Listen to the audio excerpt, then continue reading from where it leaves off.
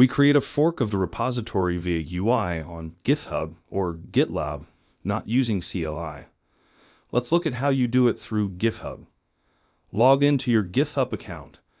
Navigate to the ML REPA-library repository. You will see a fork button in the top right corner of the page. Click on it, and then push the Create Fork button.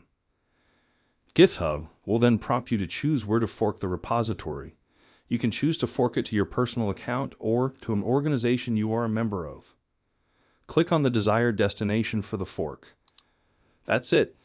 Once the fork is complete, you will be redirected to the forked repository page. You will now have your own copy of the repository under your account. The next step is to clone a repo from your fork.